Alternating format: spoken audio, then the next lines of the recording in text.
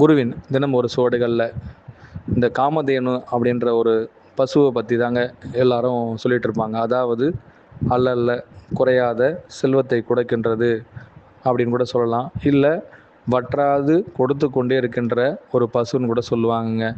உங்கள் வாழ்க்கையில் இது எங்கிருந்து கொடுக்கப்படுது, எங்கிருந்து எடுக்கப்படுதுங்கிறதுக்கு மிகப்பெரிய வார்த்தையாக நாம் இன்று வரை பயன்படுத்துகிற ஒரே ஒரு சூட்சும வார்த்தை எதுனா, நான் உங்களுள் எதை தர விரும்புகின்றேனோ அதை நீங்கள் பெற விரும்பினால் உங்களுக்குள் நான் தந்துவிட்டேன் என்பதை புரிந்து கொள்ளுங்கள்.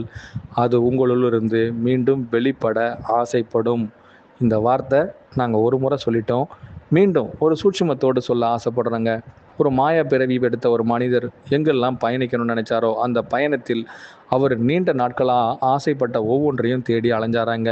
ஒவ்வொரு இடம் பயணிக்கும் பொழுதும் அவர் ஆசை நிறைவேறியதுன்னு சொல்லி அடுத்தடுத்த ஆசைகளை நோக்கி பயணிச்சாராங்க. இப்படி அவருடைய பயணத்தில் நீண்ட தூரம் பயணித்து ஒவ்வொன்று மீதும் ஆசைப்பட்டு மீண்டும் அவருடைய யுகமே முடியும் பொழுது அவர் ஆசை மட்டும் தொடர்ந்து கொண்டே இருந்தாங்க. கடைசியில் அவரின் ஆசை எது என்பது, அவருள்ளே இருப்பதை, தன்னை யார் மீது ஆசைப்படுவதும் தன் மீது கொண்ட அன்பும் எப்பேற்பட்டது என்பதை அவர் உணரும் பொழுது இந்த உலகமே அவருள் வசப்பட்டதாங்க. இன்றைய நாளில் நீங்களும் உங்களுள் மாயமோதிரனாய் இருந்து உங்களுள் காமதேனு ஒன்று சுரந்து கொண்டிருக்கின்றது.